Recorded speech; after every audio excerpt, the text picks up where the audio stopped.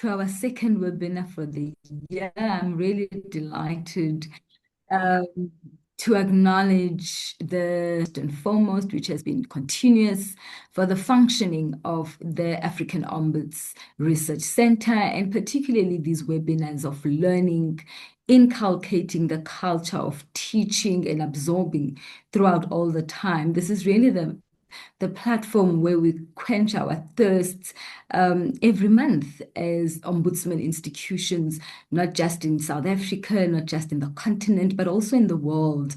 So a special welcome to the AOMA Executive, the AO Board, our partners around the world, the IOI, and mostly, let me welcome our brand new Deputy Public Protector of the Republic of South Africa, Advocate Dinky Dube. It is precisely 1 month today since she's joined us and she's hit the ground running. And we obviously have her lined up as one of our speakers today. She's not new to the Ombudsman community, and we will definitely hear from the insights which she will share with us today. So, colleagues, partners, thank you very much for joining us. And without you, really, these webinars do not become meaningful. The topic of today really integrating alternative dispute resolution in ombudsmanship. This topic was derived from the feedback received from the ombudsman community that there is a need to engage on this hybrid approach to investigations, the strategic blending of different tools to resolve complex disputes. And what an opportune time to really discuss this topic today, when really the world is seeing an increase in conflict. Conflict resolution doesn't just start with resolving complex conflicts among states, but it starts in families, in communities, in societies. And it is upon us, an ombudsman, to inculcate this culture of peace, of resolving conflicts without necessarily approaching the courts. We are complementary to the courts process. And in South Africa, by the way, one of the courts have actually decided that before a matter goes for litigation, it should go through conflict resolution. This is really trying to get human beings to try and resolve matters amicably. I would really like to quote from Marshall Rosenberg. I quote, to practice the process of conflict resolution, we must completely abandon the goal of getting people to do what we want, I unquote. And mostly we resolve conflicts because each one wants to get what they want, or those who are presiding over alternative dispute resolutions have what they want, an intended outcome. But it should really to harmonize societies. Now, our goal today is simply and practically that we must share proven lessons on how to decide when alternative dispute resolution is essential, and most importantly, how to navigate those cases where both methods are needed to resolve matters. We all know the complaints reaching ombudsman institutions are rarely black and white. They are sensitive, they are complex, they are often involved in mixed factual disputes and broken relationships. In these scenarios, and one-size-fits-all approach doesn't work. We have to use investigations, but not investigations alone, but alternative dispute resolution, which we often fall short of. As a public protector in South Africa, in fact, when we decided on our strategic planning in our vision in the previous year, we already integrated alternative dispute resolution. It is one of our deliverables as an institution.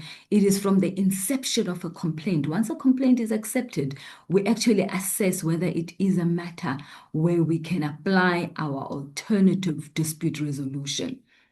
So as practitioners, the challenge is to decide which tool or combination of tools will deliver a fair and efficient resolution. Experience has shown us that when we use alternative dispute resolution and investigation together in a structured way, we don't just close files, we improve outcomes, we change lives, we change perspectives and persons, we reduce delays, we resolve disputes faster, and crucially, we strengthen the public's trust in the ombudsman process. We hope that this webinar will provide you with clarity and confidence to integrate these hybrid techniques into your daily casework. Let me also take this opportunity, firstly, to also welcome our brand new Africa president of the IOI. I just seen that he has commented, Mr. Roberts from Seychelles. Thank you very much. And we're really looking forward to your activism at AORC. Let me acknowledge our strategic partners, which the IOI is part of, whose commitment to the Ombudsman makes this goal and this global webinar possible. We express our profound gratitude to the South African government, by the way, who has given us $2.2 million to be able to continue the work which we are doing at AORC, the IOI for its continued support, financial support to keep us running. But let me stress and ask really that we really need to think broader on how do we keep these discussions viable? How do we keep these discussions going? Firstly, by encouraging the AOMA members to pay their membership fees. We do have a new bank account, but let us also look at ways on how our other partners who are not necessarily members of the IOI, as well as members of the AOMA, assist us in the work so that we continue ensuring that you are empowered as ombudsman institutions through this platform. Now, it is also my pleasure to introduce our facilitator today, Mr. Cindy Lasprey Martins. A very warm welcome to you, and thank you so much for agreeing to do this for us. A fellow of the Institute of the Chartered Mediators and Conciliators in Nigeria, Mr. Martins is a highly regarded practitioner with an extensive track record in mediation and conflict management. His expertise lies in the integration of investigative and ADR approaches to enhance institutional accountability. Having led numerous capacity building initiatives for ombudsman offices globally, he is uniquely qualified to guide our discussion on strengthening governance and public trust. A warm welcome to you, Mr. Martins, and to the participants today, but a special thank you to the AORC staff, Frank and Merritt, for keeping this engine running, Public Protector South Africa for your assistance, Benita, for continued support to the team, and a special welcome and all of the best as you embark, not just in sharing your knowledge, but in empowering ombudsman institutions and empowering the world really for the better and ensuring that we employ these new techniques in dispute resolution. I thank you very much.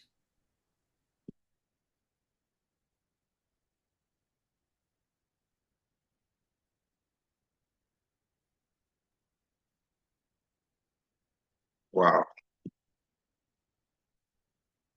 This is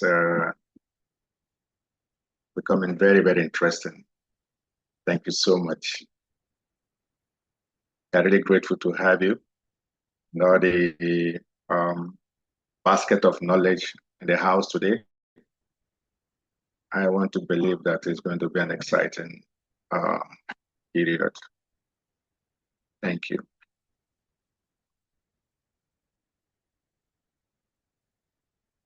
So,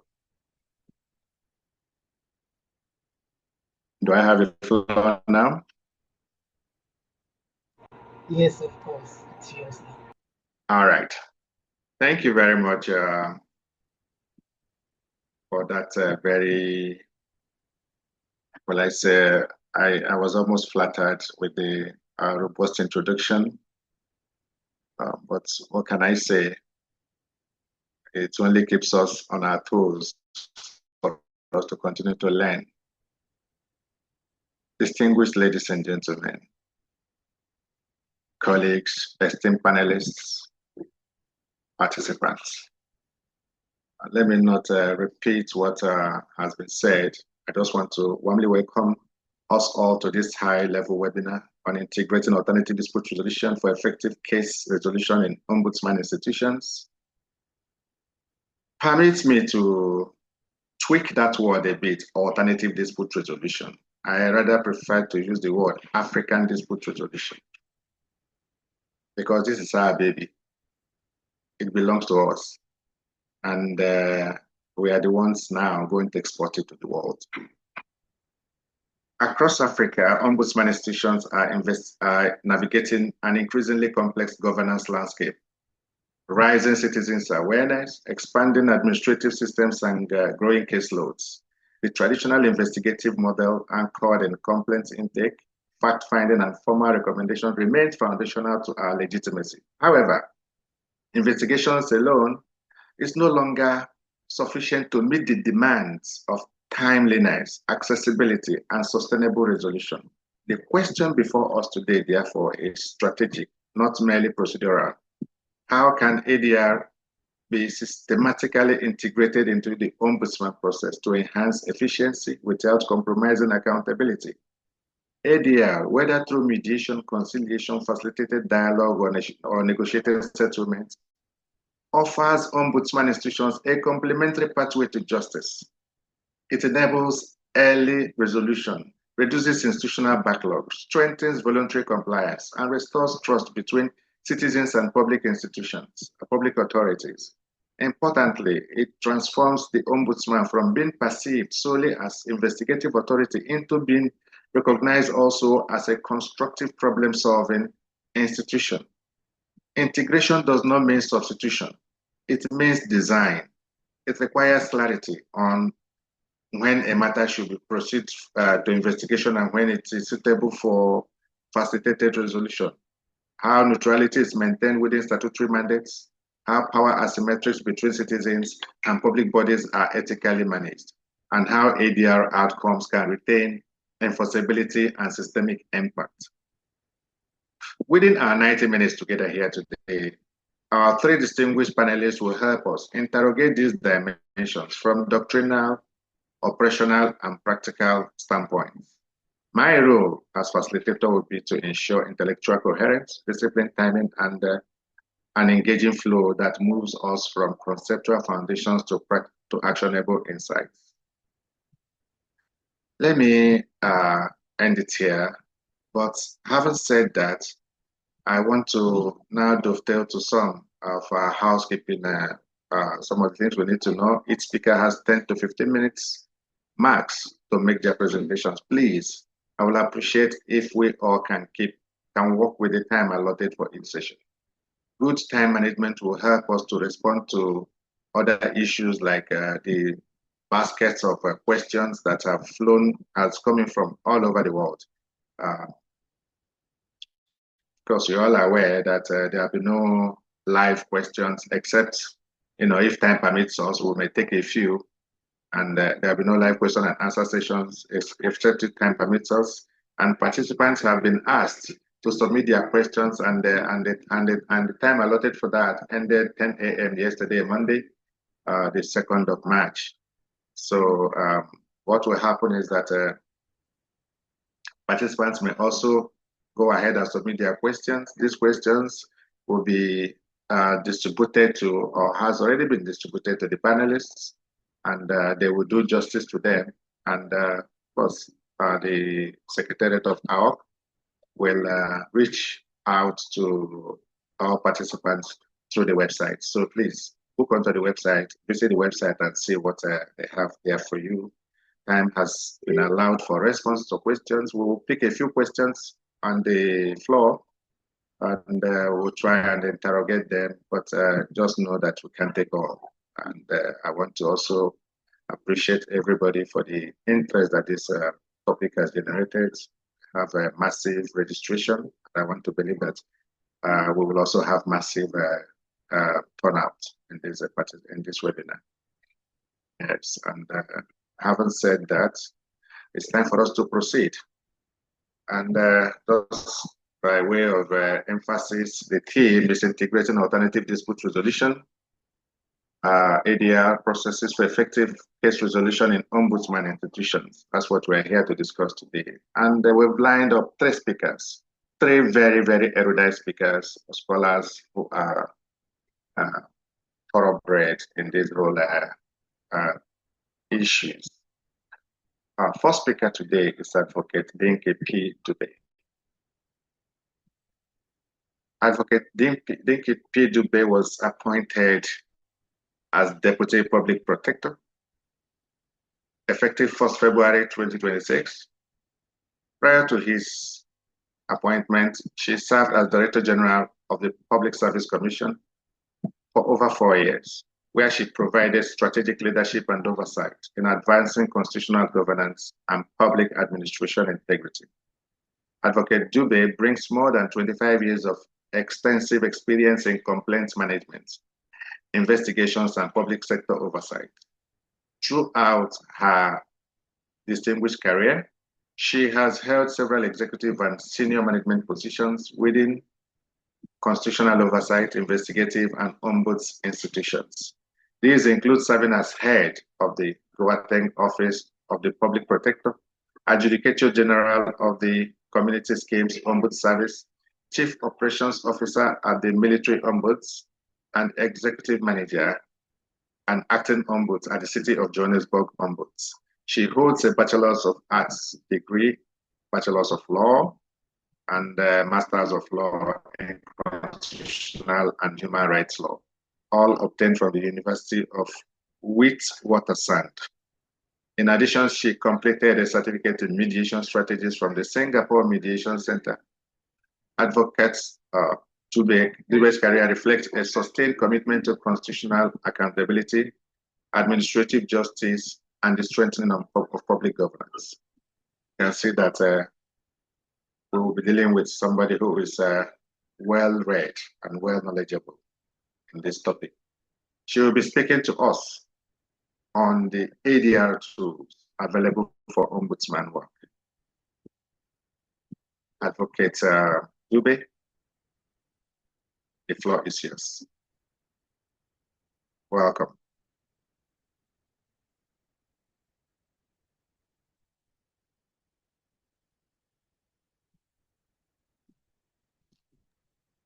Thank you very much. I can hear you. Thank you very much, Mr. Martins, for that very gracious introduction. Certainly, it is an honor for me to be able to share the experiences of the public protector with regards to how we implement this hybrid model of integrating ADR into the investigation process. So I'm going to share the presentation so that then we are able to ensure that everybody in the platform is able to follow. Then we will proceed as a... Just a second, Program Director, while I share the presentation.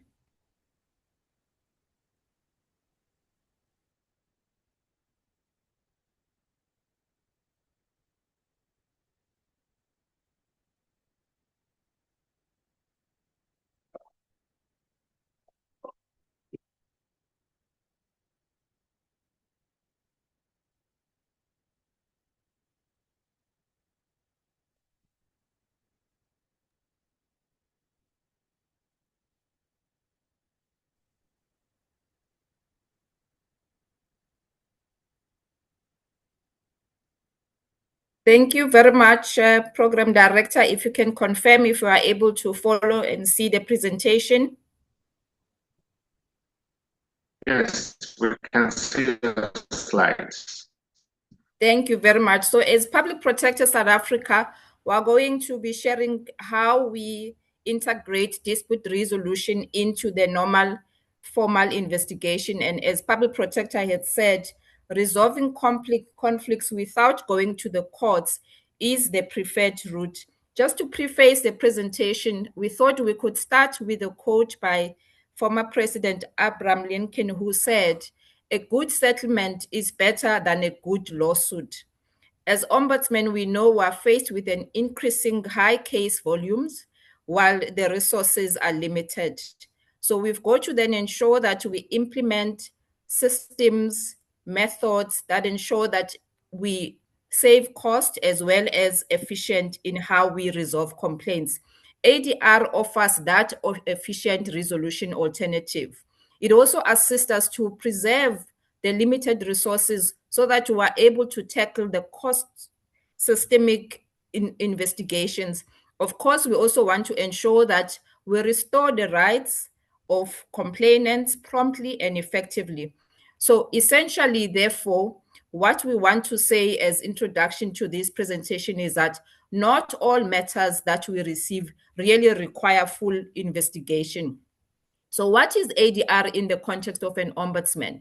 We do know that ADR is the method of resolving disputes outside the formal adjudication process. Its characteristics are flexibility. It offers the parties an important role of participating in finding a solution that is suitable for both parties. There are three core methods that we utilize as Public Protector South Africa. Of course, that is mediation, conciliation, and negotiation. In terms of the Public Protector Act, it does then allow us as the Ombudsman of South Africa to implement negotiation, conciliation, and resolution. And we find that in Section 6, subsection 4B of the Public Protector Act. That is complemented again by the Public Protector Rule 37, which allows us to use any method of resolving complaints amicably. So it's important for us to distinguish between what is ADR from investigation. We know that a formal investigation tends to be inquisitorial and ultimately adjudicative. In the context of Public Protector South Africa, we are required to take appropriate remedial actions once we've made a finding. However, in ADR, we can use either negotiation where we facilitate between the parties. It can take the form of face-to-face meetings where we have both the complainant and the respondent present, the public protector facilitating. We believe that ADR is important because you are then able to assist the parties reach a settlement very early on of the investigation process. As we've heard the public protector in her opening remarks, preferably we need to utilize ADR at the early stages of receipt of the complaint. So you see, in terms of the complaint process, once you receive a complaint, it must go through a process of assessment. At that stage, you should then be able to identify if the matter is capable of resolution. So what are the key factors that tell you that the matter is ripe for ADR? Firstly, if there is a need to retain the ongoing relationship between the complainant and the respondent, the cost of the investigation outweighs that of resolving the matter amicably, because as we know, ADR is cost effective. Of course, there's a public interest in ensuring that the matter is resolved promptly. But what is also important is that with ADR, if you have identified that there's a systemic deficiency that needs to be addressed, ADR may not be the suitable option at that stage. It is then when you need to conduct formal investigation. We also know that if the complaint concerns malafides or conduct, issues of corruption and ethical conduct, ADR may not be the suitable option at that stage. You are then required to conduct an investigation. So these are the factors that one would consider on whether a matter should be subjected to ADR or we should conduct a formal investigation. If also, of course, as an ombudsman, you want to ensure that there's a principal issue that needs to be resolved and it requires determination, that matter may then be subjected to a formal investigation. So there are those certain instances where certainly ADR is not the appropriate route to take. For example, if there's a risk of injury or harm to the complainant, and of course it concerns very serious allegations of unethical conduct and impropriety, those matters are required to be investigated. So integrating ADR with investigation is important because It enables the ombudsman, and in our case as a public protector, the ability to convene the parties, have face-to-face meetings so that you are able to facilitate a settlement which is beneficial to both parties. We do have a legal framework that enables us to do so. Not only is it in terms of the Public Protector Act, Section 6, but the rules, Chapter 9 of the rules, and in particular Rule 38 that outlines the complaint resolution process, Rule 39 that then talks to the need for facilitation, and ultimately the importance of implementing that settlement agreement that is allowed in terms of Rule 40 of the Public Protector Act. So the three core ADR methods of mediation. In mediation, that is where you are then as a public protector playing the role of facilitating, but the key distinguishing factor is that the parties themselves arrive at a settlement that is suitable for both. In conciliation, the public protector then plays an active role in determining the outcome as well as guiding the parties of what would be a suitable settlement in that instance. And of course, insofar as negotiation is concerned, it then will require direct interaction with both parties. It doesn't always have to be when parties are present. You can, shuttle between the one party to the other. What is important about these three core ADR tools is that arbitration is not part of ADR for the context of the ombudsman, because in arbitration, that is when you are required to adjudicate the matter. It will then have to follow a formal investigation where there's a finding of wrongdoing, and ultimately the remedial action in the context of public protector will then have to be issued. Of course, we do know the benefits of mediation. It not only ensures that the obstacles and communication challenges that exist between the parties are addressed. It also ensures that ultimately the outcome that parties agree with, it's a win-win one. It provides an important model for resolution of matters in the future. But not all matters can then be resolved through mediation. The one important indicator is if the institution is very positional and they don't want to change their position. And of course, if the matter is involving any systemic issues, and as we spoke about, unethical conduct, those are the instances that mediation would not be appropriate.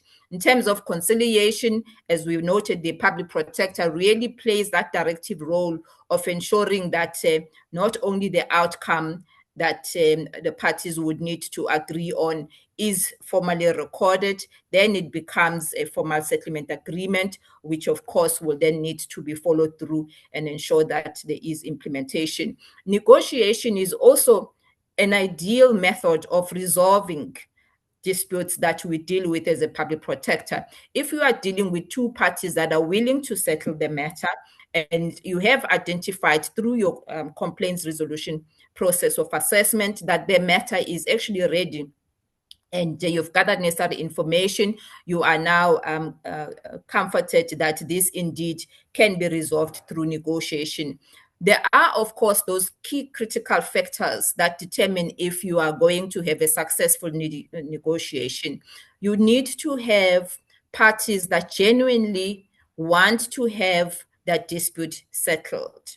Of course, urgency as well as pressure for deadline are important there. However, you may find in certain instances that there are some psychological barriers, even socioeconomic factors, where the power imbalance between the complainant and the respondent is such that the complainant is not able to fully express and defend themselves. In that instance, you may then resort in pursuing a formal investigation.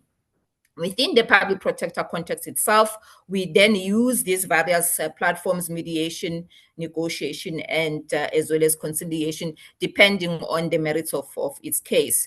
The public protector will then be able to, when we have determined that this matter is capable of being resolved, and particularly in terms of Rule 39, that says we have those facilitation powers, public protector can express an opinion on the merits of the case, can also advise the parties of what would be the appropriate action and course of action to take in that particular matter.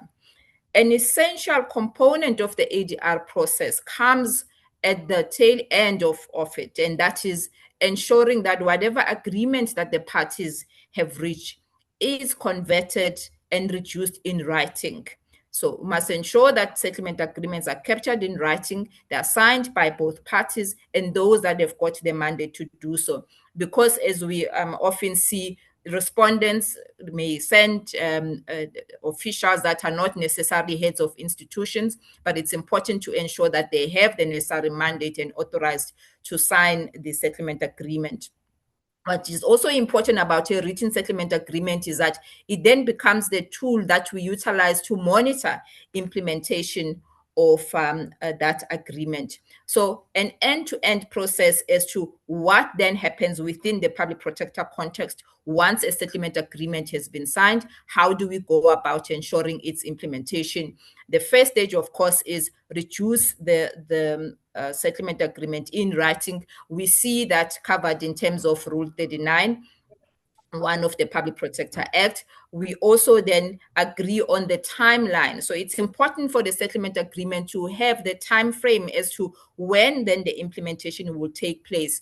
Because in terms of the Public Protector Act, we are then able to ensure that not only do we monitor its implementation, should there be no implementation, we're able to include the aspect of settlement agreement as part of the remedial action.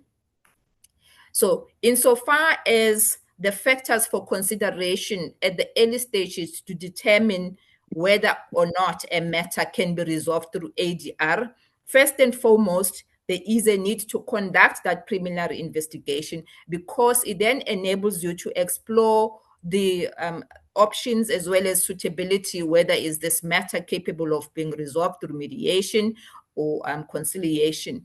And of course, what the interest of both parties are.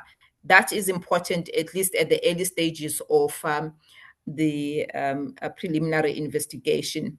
What is also important insofar as those factors for consideration is that whoever is representing the respondent has got the necessary binding authority, and we've got to also ensure that the confidentiality of the process is respected. So from the Public Protector's rules, in particular Chapter 8, it then provides the scope within which we need to not only determine the suitability of implementing ADR, what then should happen in if the matter has now been identified for ADR. There are, of course, certain matters that you through the ADR, however you 2 more minutes. Yes. Thank you. Thank you very much. I'm about to conclude. Thank you. So why is ADR important? Of course, we know the benefits are ensuring that there's a quicker resolution without having to go through the formal investigation.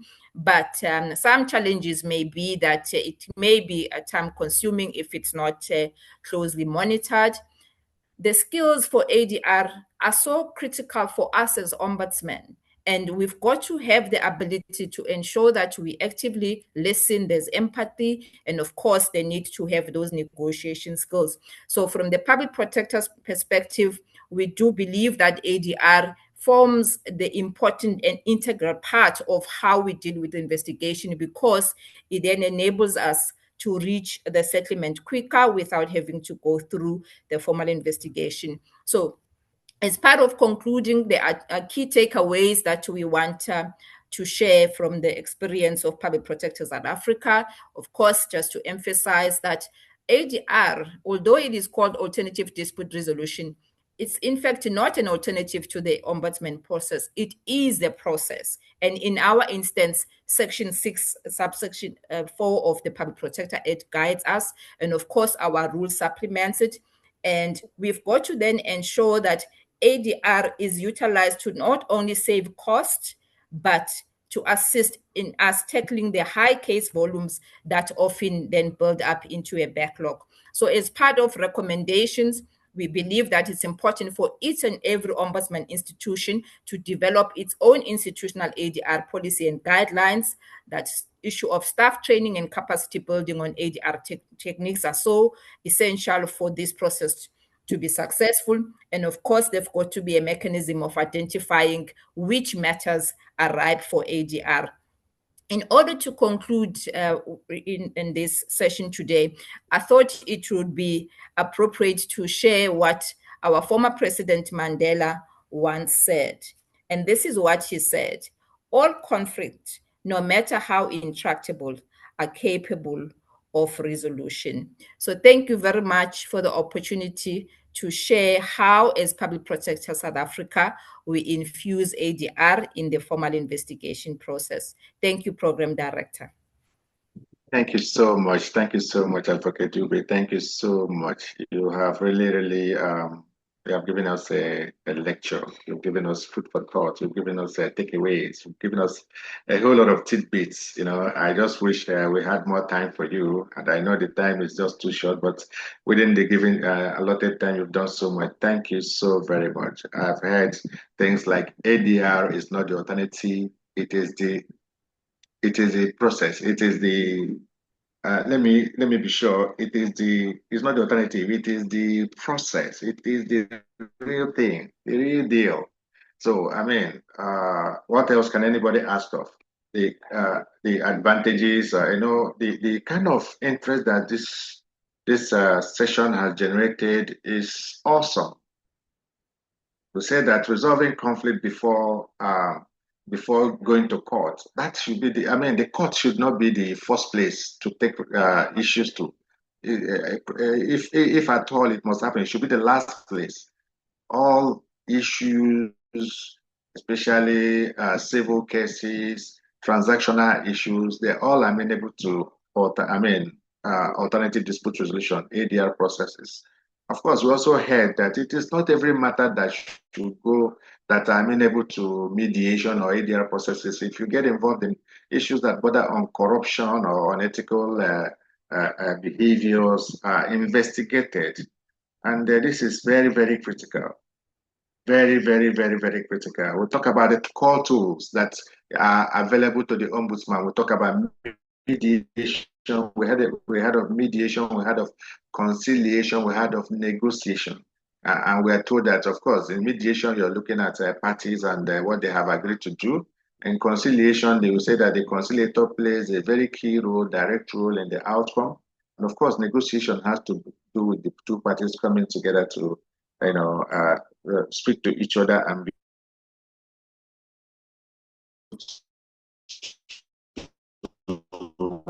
reach an agreement. The factors that attract ADR, we talked about relationship management is key. Relationship is key.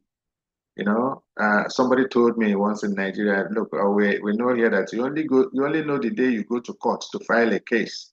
You don't know the day you're going to come out, because the process is no more within your control. The moment you file a case, but if you deploy ADR, you can control the time, you can control the venue, you can control everything. And even the outcome can be something that has to, be okay with you. So integrating ADR in the work of the ombudsman is no more an option. It's no longer an option. It should be part of the process. It helps the ombudsman to do a better job.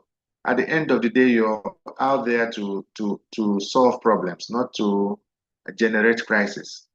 The investigation over time is still there, and we still have to investigate, just like Advocate Dube said. We still have to investigate, but not all matters should go directly to investigation. The ones that can be resolved through ADR should be resolved through ADR. But when it gets to critical issues, corruption, unethical issues, criminal issues, they should be investigated. Thank you so much, Advocate Dube. I wrote so many things down, and time will fail me to start talk about all of them. But that's some of our takeaways. Timelines. We talked about even in the importance of timelines. It has a lot of things, and I like the way you kept on aligning your presentation with the Public Protector of South Africa, which is the practical session of what you do. It was quite interesting. Thank you so much. Thank you so much. Thank you so much. you so much. Then we just have to proceed to the second presenter. Our second speaker, Mr. Paul Manchungu. Mr. Paul Manchungu has extensive legal experience. He has practiced as a lawyer for 32 years. Wow. He has worked in the public sector as an advocate in the Attorney General's office, served as in-house counsel for a multinational corporation, and in private practice as an associate, and now is a founding and co-managing partner of the firm Ranchard I. Chungu as advocates. Paul Man possesses a Bachelor of Law degree from the University of Zambia and a master's degree from Salford University in the United Kingdom. He is a fellow of the Chartered Institute of Arbitrators. He is listed as an Arbitration Foundation of South Africa, AFSA, and International Convention on the Settlement of Investment Disputes, that's ICSID, panelist. Paul Man has navigated the challenges of dispute resolution both within and outside Zambia.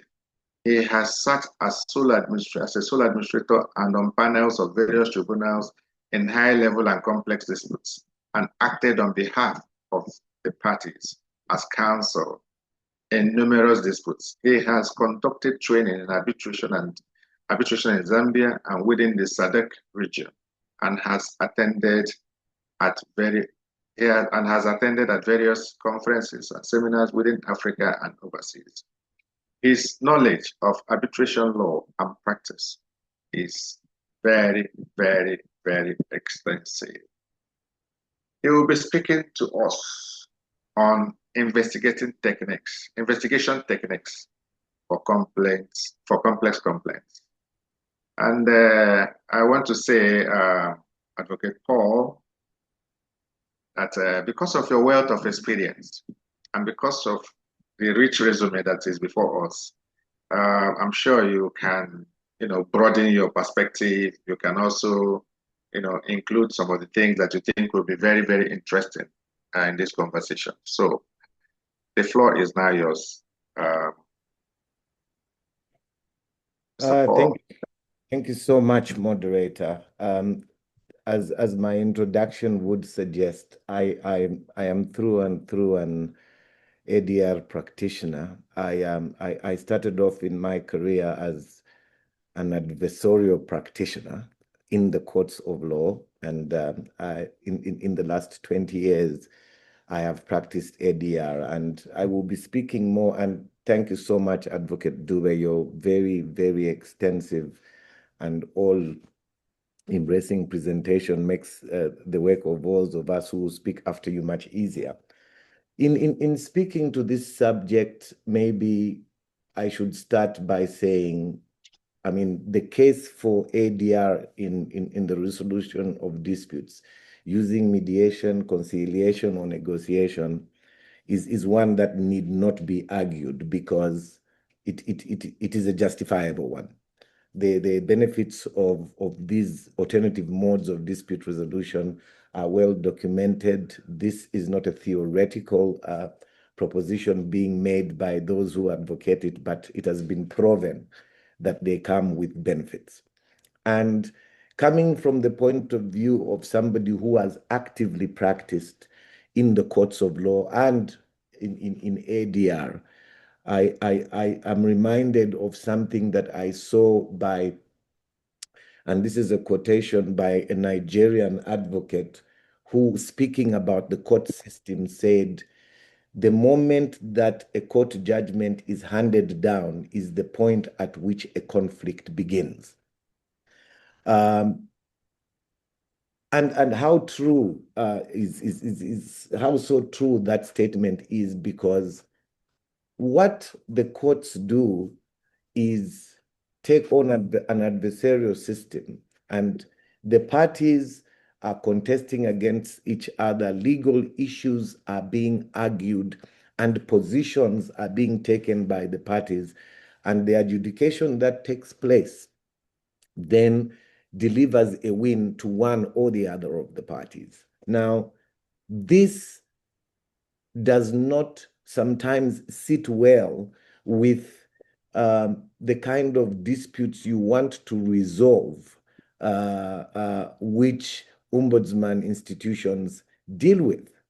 Now, what do these ombudsman institutions generally deal with? Maybe we should start and just look very briefly at the kind of disputes. The complaints are against maladministration. They are about complaints regarding injustice, poor public service delivery by governmental bodies, agencies, or public officials. The disputes involve administrative failures and not necessarily criminal matters. And when that arises, it becomes a different issue. But the disputes and their resolution are focusing on fairness and accountability. That is why the kind of justice that is going to be handed down in these kind of disputes should deal with what is the catalyst for the dispute. How is it arising? Where is the failure and maladministration coming from? And because of the public nature of these disputes, you need restorative justice. You need ADR, you need mediation, conciliation, and negotiation to be able to resolve them, because you will be restoring the maladministration, you will be bringing back a balance to the injustice, and you will be improving the poor public service delivery that is occurring. Now, when you talk about maladministration, it's continuing. When you talk about injustice, you need to be just on a continuum rather than on a one and only piecemeal basis.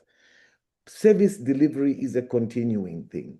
The importance for restorative justice in these instances is that if you have a resolution of the dispute that tends to find a winner in one respect and not the other, you are not doing anything for the continuing of the relationships of the parties. And so if you take an adversarial attitude towards resolving those disputes, you actually are not resolving the catalyst for the dispute, and it will be continuing. That is why the argument is made that the kind of disputes and complaints that go to ombudsman institutions should be those that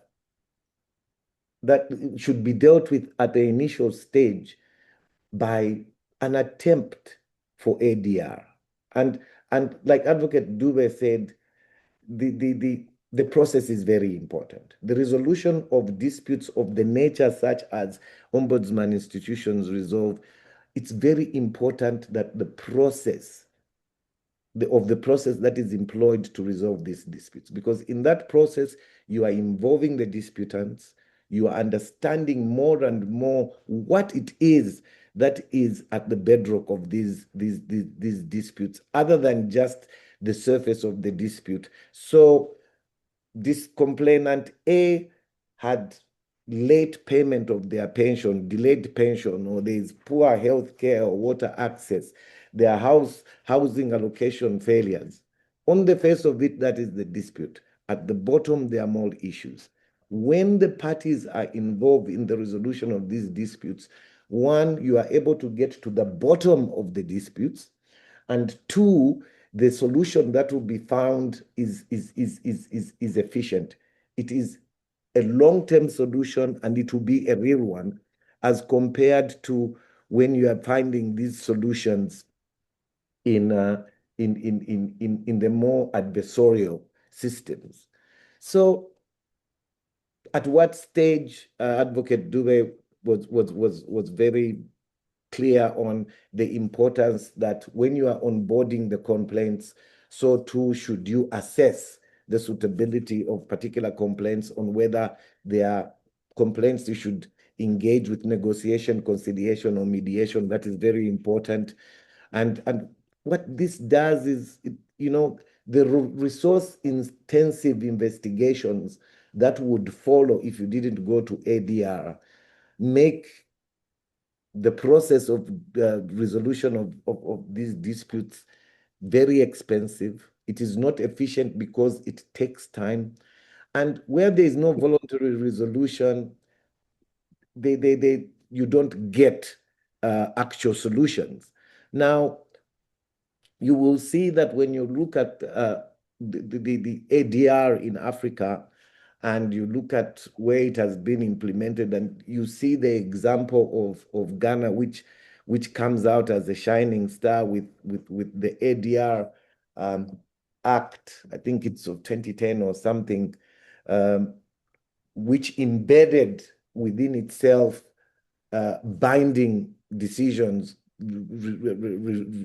from mediation processes that has been held as a first in the world. Mediation, the settlement agreements are usually implemented in such a manner, as Advocate Dube mentioned, where there is some monitoring systems seeing that the implementation occurs. The ADR Act in Ghana makes those decisions binding. You have the interesting case of South Africa, obviously, which has integrated ADR in the Ombudsman institution so that they are part of the process. And South Africa is credited with reducing the uptake of these complaints, I think, by about 50 to 70%. I stand to be corrected. 50 to 60% of the issues are resolved pre-investigation. And that is real value. When you look at the timelines, they are not exceeding your 90 days. You are onboarding the ADR process within the first 7 days of the complaint. It's economical, it's efficient. When solutions are available, so conflict is reduced. Zambia and Malawi have a sort of different model that they've integrated ADR into these ombudsman institutions. In the Zambian case, and I think in the Malawian case as well, it is the recognition from the constitutional point of view of the role that ADR will play in these ombudsman institutions. And in all these examples, you will see these replicate themselves in Kenya as well. In all these examples that I'm giving, you will see there was pilot projects. There was a mediation week that was undertaken in Ghana before the ADR Act that resolved over 500 cases in 1 week. And you just have to have practiced in the courts to be able to know that you don't resolve 500 cases in 1 week. And so South Africa did have a pilot project as well that saw how the ADR process has an impact in quick and efficient resolution and cost-effective resolution of disputes. Now, so how then can we integrate and implement ADR in these investigative processes? Early involvement. You settle relation cases in the early weeks. Once you onboard a complaint, there is an assessment process, and you shorten the period, and it goes straight to mediation. You've got the prevention and informal resolution that negotiations are aimed at, which is also historically, it closes quite a number of disputes. And then you have the hybrid model where ADR is adopted first as the process begins. And if it fails, then it goes to the probes and investigation, because maybe the complaint addresses systemic issues and it has of a criminal nature. The challenges that arise obviously are related to the training, the knowledge and know-how. The ombudsman institutions should have officials that are trained in ADR, mediation, conciliation, and negotiation. It is helpful if the disputing parties are aware of what role these ADR mechanisms play, and that they are intended at resolution more than apportioning of blame. And so the process can be able to to see a result that would solve cases earlier, have real solutions, save costs, be efficient, and go to the bottom of what the causes for these complaints are, so that conflict in communities is reduced for the benefit of the advancement of those communities. Thank you so much. Wow. Thank you. I was just about telling you that you have 3 more minutes, but it's great. It's great. Time management is wonderful. I mean, this is interesting because you chose to speak extempo, and it's very interesting. You made it real. You made it practical. You know, you made it practical.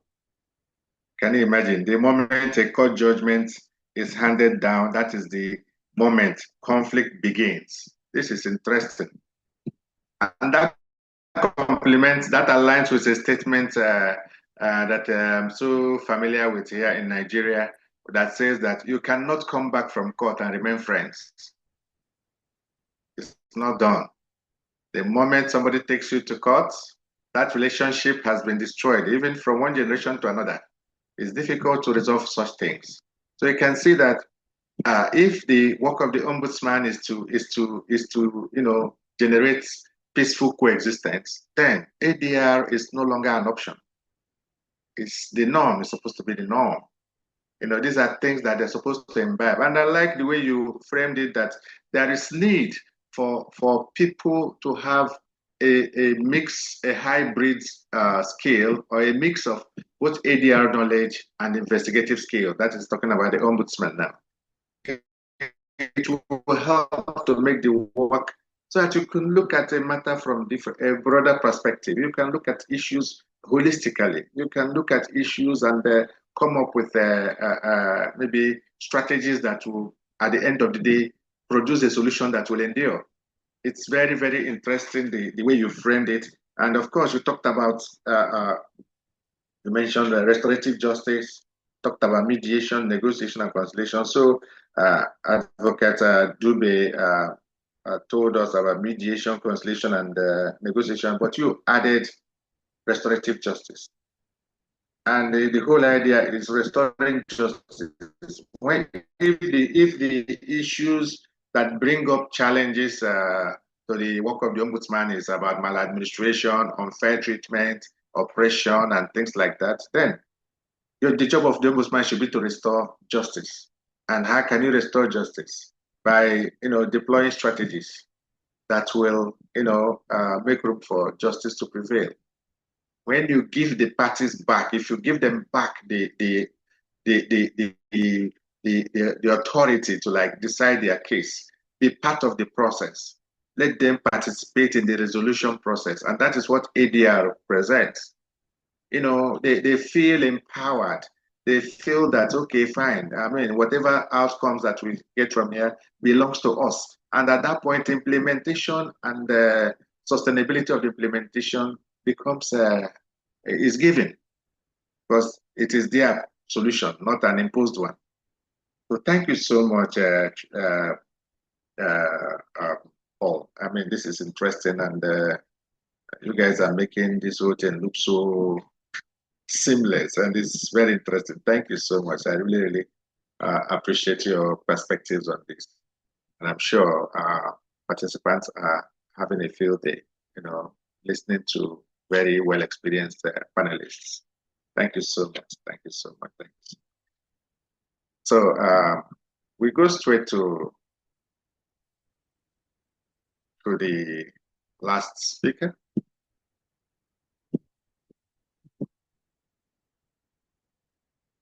Go straight to the last speaker,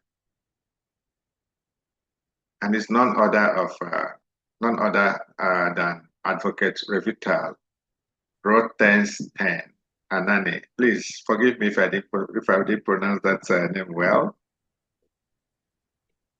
Advocate Anani has Advocate Anani has over 20 years experience in administrative law and mediation. She holds an LLB and LLM from Bar Ilan University Law School Since joining the Israel Ombudsman Office in 2013, she has held progressively responsible positions. She has been head of the mediation unit in the Ombudsman Office for the past decade. In this role, she identifies suitable complaints for mediation, provides strategic and professional guidance to mediators, and has personally mediated hundreds of disputes between complainants and public sector authorities. Advocate Anani is the co-author of the 101 Best Practice paper, Mediation as an Effective Role in Complaint Investigation. She hosts forums and seminars in which she shares her expertise in mediation with public sector officials, including municipalities, on implementing effective mediation techniques. Advocate Anani will be talking to us on when and how to integrate ADR in case handling. When and how to integrate ADR in case handling. That is what Advocate Anani will be talking to us about. So welcome on board, Advocate Anani. You have the floor now. 15 minutes. Thank you very much. Thank you, Mr. Martins. Hello, everyone. My name is Ravital, and I would like to thank you for the invitation. I will try to share my presentation now.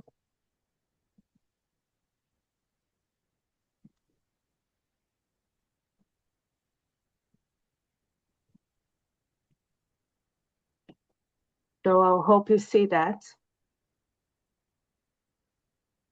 I'm very excited to be with you today.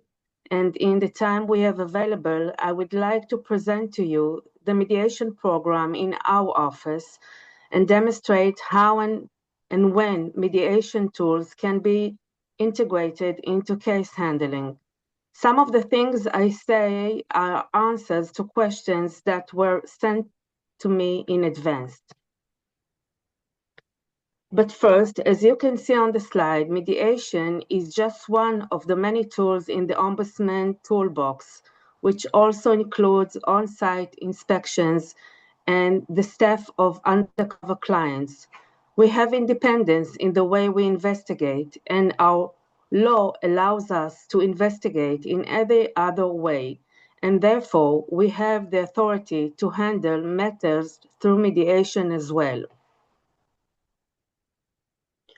When we talk about mediation, there are two important things to discuss. The first one is that mediation is a voluntary procedure from start to finish, from the consent of the parties to mediate to their actual participation in the mediation session. The mediators must inform the parties that they are permitted to pull out of the process at any stage and return to the regular complaint investigation procedure.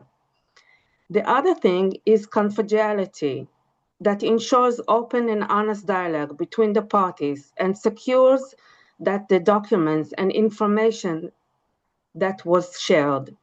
Regarding the mediation, they do not investigate the complaint in a regular channel and vice versa, meaning that if the mediation process fails, the complaint may be returned to the regular complaint procedure and information are inaccessible for the complaint investigation. Now, we'll talk about when can we use the mediation tool. Obviously, not all complaints are suitable for mediation. So what complaints do we consider suitable? The first, when relationship between the individual and the public authority is continual. For example, of a mediation we conducted was when the complainant complained about the failure to arrange transportation for her minor son who attends a school for children with special needs. In a joint meeting, the son himself joined the conversation using sign language, and his mother translated his words for the other participants. In the conversation, the son, who was just 16 years old, described his strong desire to go to school in order to succeed in the future. At the end of the meeting, an appropriate solution was found and transportation had been found. The second is when the complainant wants to receive recognition for emotion harm. The mediation process enables the parties to give their version of the events and vent their feelings. It is important to emphasize that representatives from the public body also has a desire to voice their version of sequence of events that occur.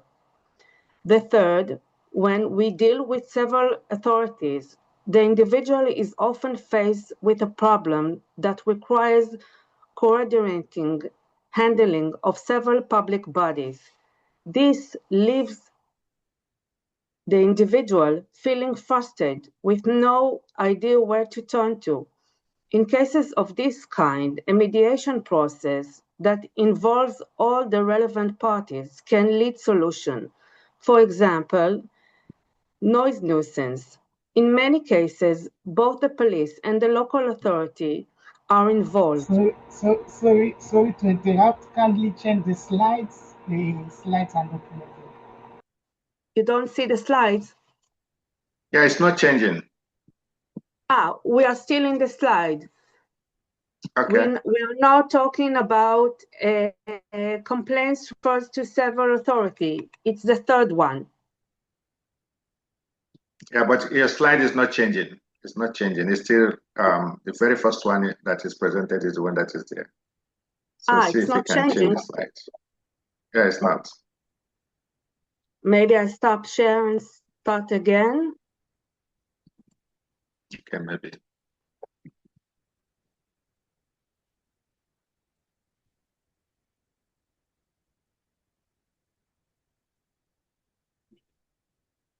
Is it changed now?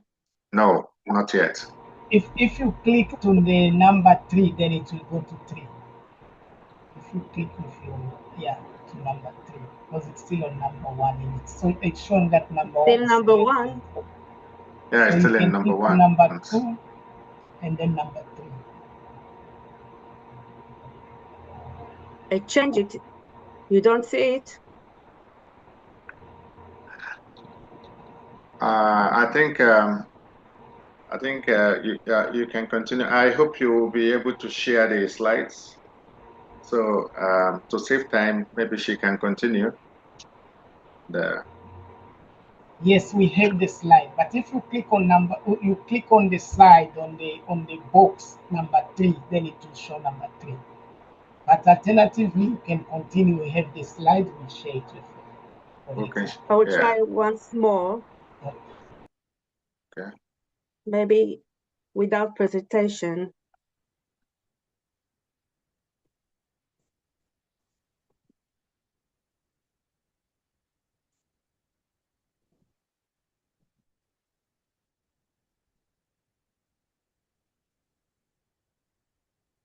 Can you now see it? Yeah, it has moved. Yeah, yes, it has moved. So it has maybe moved. without Yeah. the presentation mode.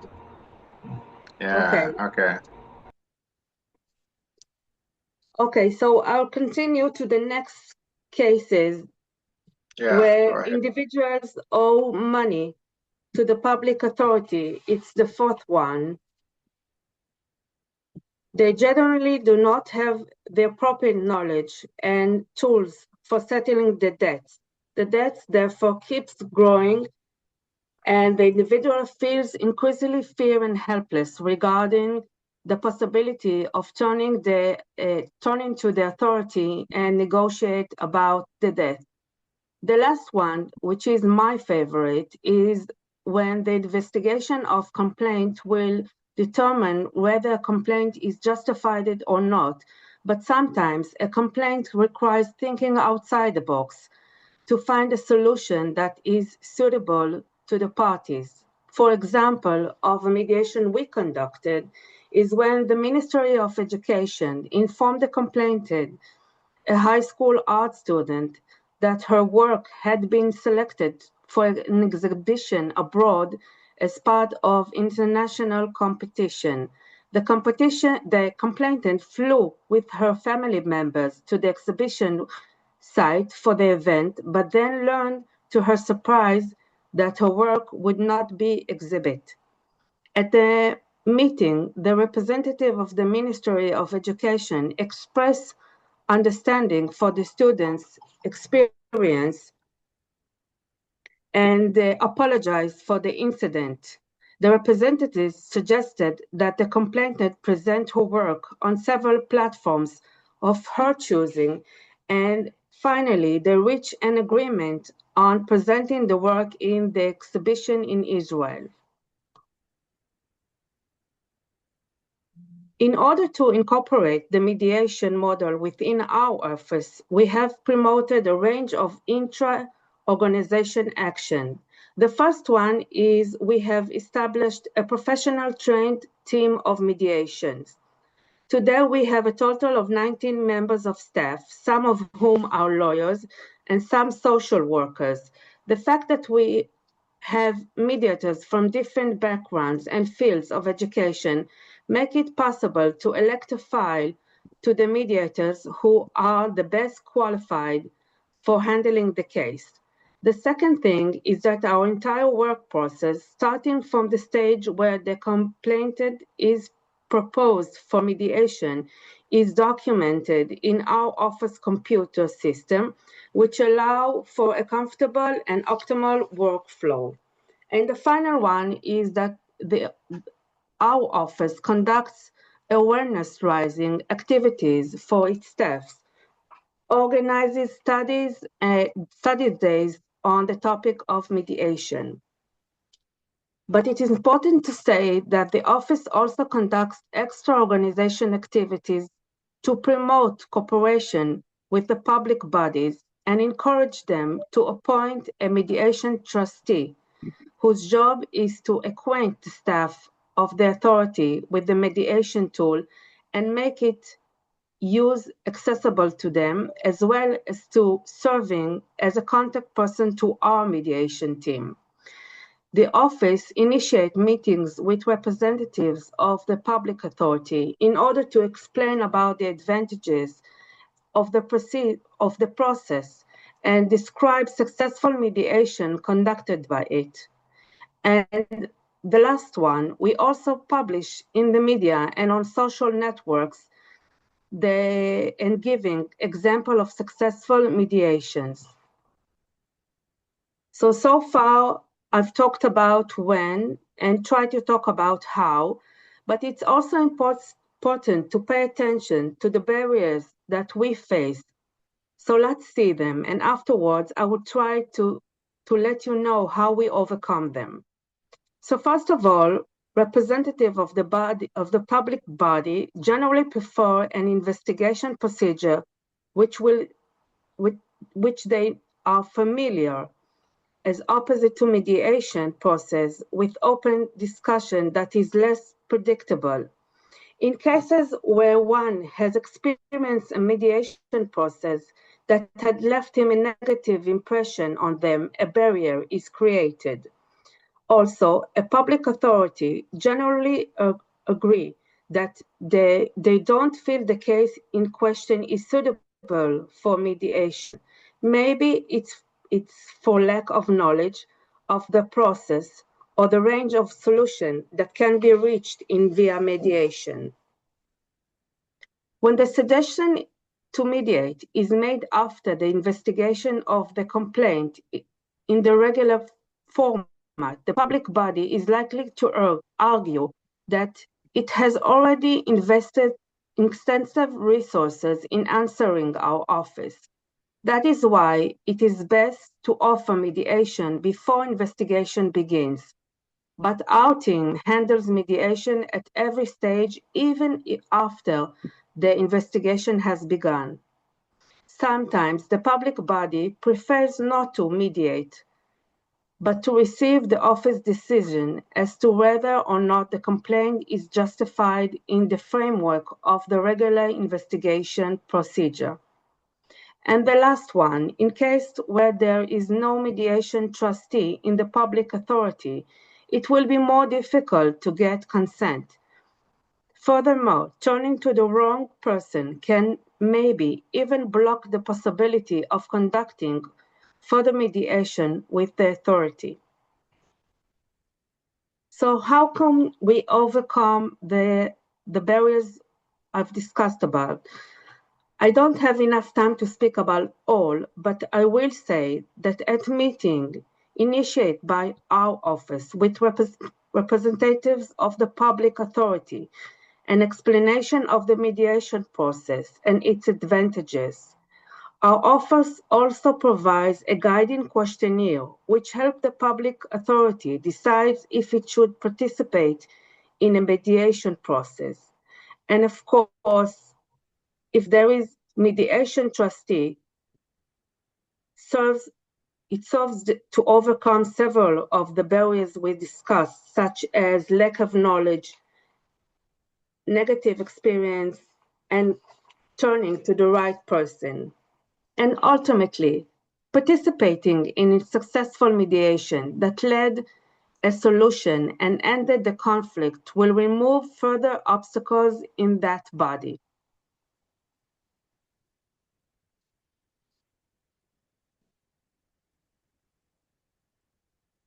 I would like to refer you to the best practice paper that our office had written on that subject of mediation and which has been published on the IOI website. Before concluding, I would like to say the following. The use of the mediation tool is truly a magical tool.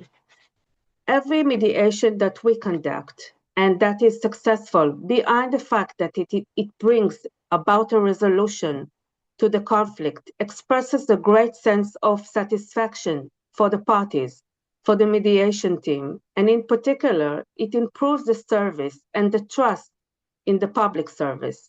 We can truly make a change in discourse, a change in dynamics, and often a change in a person's life. And this is a wonderful thing in itself.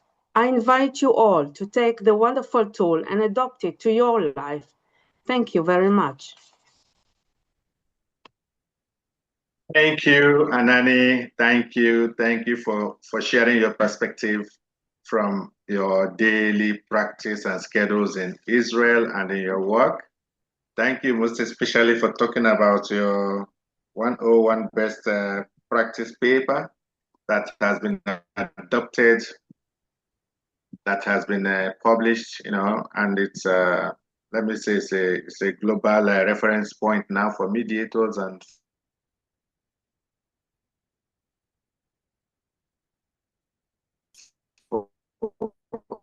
ombudsman.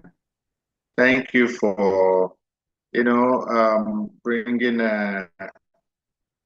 different perspectives. You talked about barrier to mediation. That is why the advocacy should continue. You talked about, lawyers representing public authorities, and that sounds like an indictment to our elder cousins in the legal profession, because when they come to mediation, we appeal to them to change their garb, remove their wig and gown, put it somewhere, and come for meaningful conversation so that everybody can understand each other. Don't turn the mediation session to court, and of course, you talked about the thinking outside the box. That is the flexibility that mediation offers. It is not as rigid, when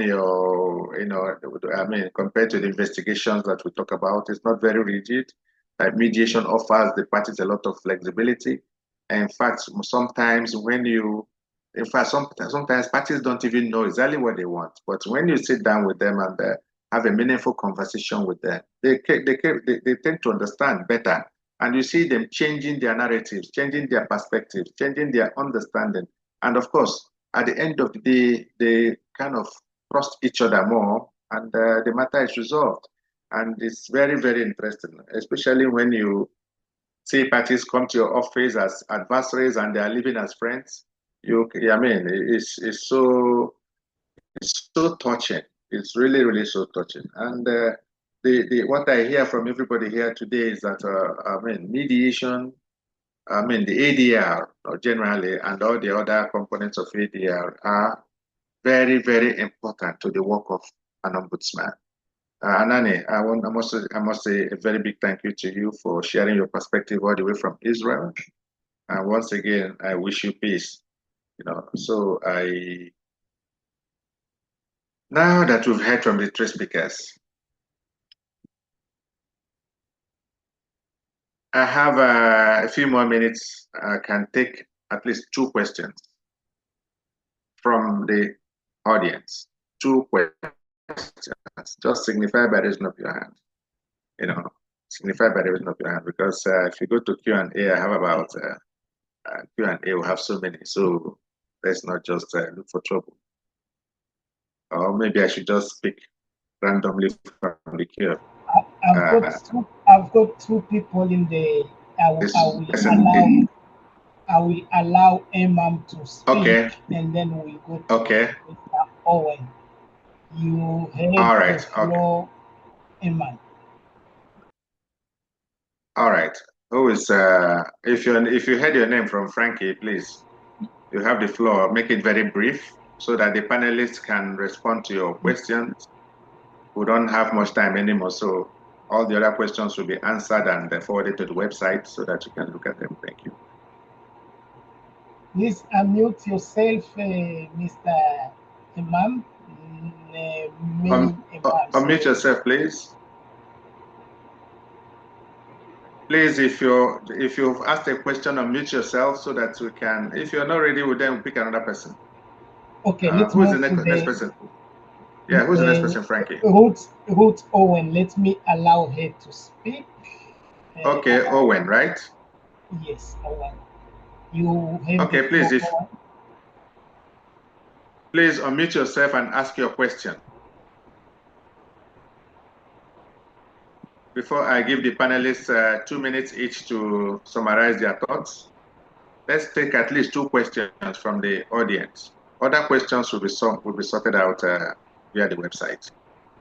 You can take from the Q&A. I can see they are not available to speak. Okay. Ishaka Bodason said, please clarify how to deal with matters referred to the Ombudsman Office where the investigator finds that a criminal offense is involved. How do you deal with the matter referred to the Ombudsman Office where the investigator discovers or finds out that a criminal offense is involved? Maybe I should send that question to Pauline. Paulman, sorry, Paulman. Paulman, can you hear me? I can hear you. Yeah. Share your thoughts on that. Maybe Advocate Dube is best placed with how practically they deal with it, because my answer will be a very theoretical one. Okay. So Advocate Dube, what do you do when you discover through investigation that that criminal elements are involved in a matter? Yes, no, thank you very much, Program Director. So as part of the process that we follow in assessing a matter, we are able to identify even early on, even prior to us conducting an investigation, that there's an element of criminality involved. We then use our referral protocol. So as a Public Protector South Africa, we work with other law enforcement agencies in the criminal justice system. So we're able to refer the matter either to the South African police for investigation. We also work with other institutions such as the Special Investigation Unit. So depending on the nature of the matter, we would determine which would be the appropriate institution to refer. But it is also very well possible that even at the late stage of the investigation, you may find that as you continue to investigate, you then uncover the element of criminality. Even at that stage, we are then able to refer to appropriate bodies. So it is not a matter that the public protector will take on, because as Advocate Chungu had said, we deal predominantly with cases that relate to maladministration and conduct failure in government. So any criminal element that is involved, we are then able to refer to those law enforcement agencies for investigation. Thank you. Yeah, thank you very much. I think it's as clear as daylight. You are an ombudsman or you're a mediator, you're not a law enforcement agent. So if you stumble on such issues, the best thing to do is to refer them to the authorities the people that have the mandate to deal with such. And that works. A lot of people are asking for the slides be made available. Yes, Frankie has promised that much, that he's going to make the slides available. So many of the questions are coming in French. Okay, this one says, good morning. Thank you from the ICZN Society of Mediators and the Association of Dispute Resolution Practitioners South Africa. Please note that the court's rules require litigating parties to consider ADR. Okay, so which means this is compulsory. Okay, thank you. Please clarify how to deal with matters referred to. This is a repetition of the first one. Anyway, most of the questions here are written in French. Unfortunately, I cannot speak French, but you know, there's an interpretation session. The interpreters will deal with it, and the matters will be referred to the panelists, and they will respond to them, and it will be placed on the website of AORC and AOMA. Having said that, I think it's now time for us to go back to our panelists, very distinguished panelists. You guys have all done so well. So let's get your pattern shots. Have 2 minutes each to conclude your thoughts, you know, bring them together and tie it up somewhere so that we'll know where this whole thing is headed. So who do we start with? It was Advocate Dube that spoke first. So can we start with you, ma'am? Your closing thoughts? Yes, no, thank you very much. Thank you, Program Director. For us as Public Protector South Africa, really the key takeaway is that ADR is cost effective. It is beneficial to both parties. It is efficient. It also ensures that you retain the relationship between the complainant as well as the respondent. In these instances, we know government is the one that is often the respondent to our complainant. So it's important that we maintain the relationship between the state and its citizens. And it's often the preferred method of resolving disputes amicably. However, in instances where you are dealing with systemic problems, you are dealing with matters of impropriety, of unethical conduct, those matters must then be taken through a formal investigation so that a finding with appropriate remedial action is issued. So that's the parting shot from the Public Protector South Africa. I appreciate the opportunity. As Public Protector said, I'm only a month into the job.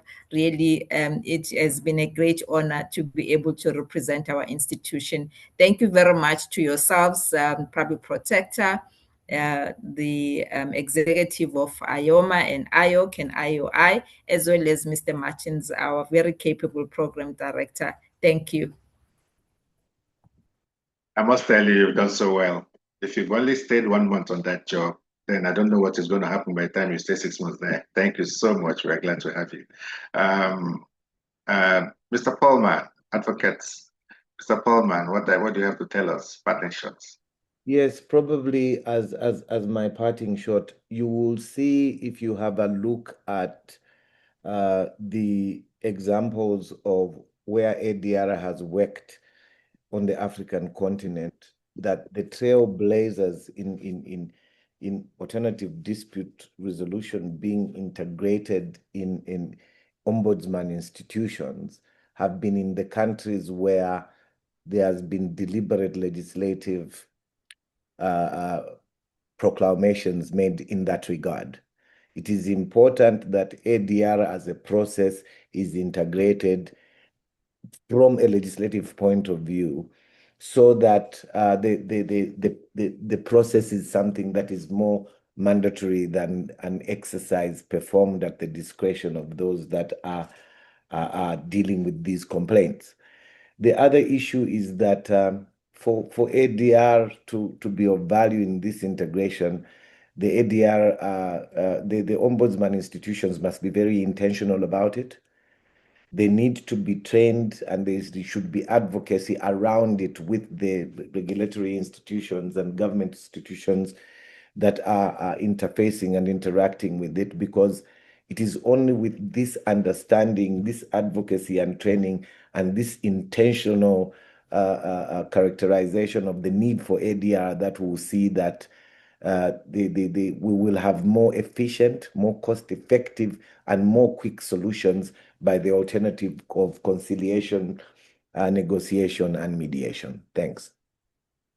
Thank you so much. Thank you so much, Dr. Paulman, or Mr. Paulman. Then Advocate Anani. First of all, thank you very much for inviting us. It was a very interesting panel and webinar, so thank you. I think using mediation and ADR tools is very, very important. It brings satisfaction to the parties, and most of all, it improves the service and the trust in the service public. It's not for our jobs. Using ADR tools and mediation tools, it's for our lives. So it's a magical, as I said, magical tools. Thank you very much. Thank you, Anali, and warm regards to your people. And we wish the world to be a better place and a more peaceful place. Thank you so much. And from me, I don't think there's anything to add anymore, because we've had a wonderful session with the panelists, top-notch, and they've said it all. All I can say is that this is not the end of this conversation. This is the beginning of this journey. Because, I mean, if the profession of ombudsman must survive in Africa and in the whole world, then we should be looking at ADR and how the integration can be seamless, how the integration can make the profession of ombudsman more profitable, more productive, more resourceful, so that, you know, at the end of the day, both the practitioners and the recipients of the service, everybody will be happy. Because if this is a service rendered to the public, then we must look at what the public is yearning for. And if the public is yearning for the integration of ADR into the investigative process of the Ombudsman Office or institutions, then we don't have a choice than to see how we can meet their needs. After all, they are the ones that need the services. We are just here to provide the services. And I want to believe that we are ready to provide the services and make the necessary changes that our clients, the public, are yearning for. From me, I want to say it's been wonderful. I want to thank AORC. I want to thank AOMA, Frankie and team, Marian, June, everybody that has made it possible. And I also want to thank you for this privilege of service. I do not take it for granted. I want to say that this will not be the last time we're going to meet. We're still going to meet. So Frankie and Marian Jones and Marian, sorry, I keep calling Marian Jones. Sorry, Mrs. Jones, Marian Adonis. Thank you for the privilege of service. Thank you for having me. I'm really grateful. Thank you. Thank you, sir. Thanks very much. I wish to thank the Program Director, Honorable Public Protector and Chairperson of the AORC Board, distinguished speakers, colleagues and participants. Good morning, good afternoon, good evening to all of you joining us from across the different parts of the world. On behalf of the African Ombudsman Research Centre, I would like to extend our sincere appreciation to everyone who contributed to today's webinar. To our speakers, Advocate Dinky Dube, Mr. Paulman Chungu, and Advocate Revital Rottenstein Anani, Thank you for sharing your time, your expertise, and your practical experience with colleagues from across jurisdictions. Your contributions have added real value to this discussion. To our facilitator, Mr. Chidi Lasbury-Martins, thank you for guiding the session so professionally and ensuring that the discussion remains structured and engaging. We are truly encouraged by the level of participation. As at this morning, we had over 500 registrations with 270 participants joining from 59 countries. This strong turnout reflects the relevance of the topic and the shared commitment to strengthening ombudsman institutions worldwide. We also received a substantial number of thoughtful and practical questions from participants. That level of engagement demonstrates not only interest, but dedication to improving complaint handling, fairness, and public trust in our institutions. For the record, we received over 52 questions from participants. It's the highest number of questions we've ever received. To all participants, thank you for making the time to be with us today. We appreciate your commitment to professional development and to advancing effective and fair case resolution in your respective jurisdictions. We also wish to acknowledge and thank the African Renaissance and International Cooperation Fund and the International Ombudsman Institute for their continued support of AORC's work. The recording and the materials from today's session will be shared in the coming days. We will communicate with all those that qualified to receive certificates, and we look forward to seeing you at our next webinar. Please look out for the invitations, which will be circulated in due course. Once again, thank you to our speakers, our facilitators, our partners, and every participant for making today's session meaningful. Thank you and good day. God bless. Thank you. For our participants, for our facilitated panelists, please, you can switch on your videos so that we can take some photographs. Panelists, please. Yeah, switch on your videos. Thank you. So said, Frankie, are you happy now? Thank you so much. I'm very happy now. Thank you. Bye-bye. Thank you. Thank Goodbye. you so much. Thank you so much. much. Thank you so much. Thank you so much. So, Paul, I'll get across to you, and Nanani, I will also get across to you. Thank you. And I didn't get very much. Dube, I didn't get your details. I don't know. Maybe you can get my details from Frankie. You can hear me. Yes, no, absolutely. We'll do so. Yeah, Frankie can share all of our details, yes. Okay, please get my details from Frankie. I got the details of Anani and Paul, man. Thank you so much. It's been nice meeting with all of you. Yeah. Thank you, Mr. Martins. Thank you for the opportunity.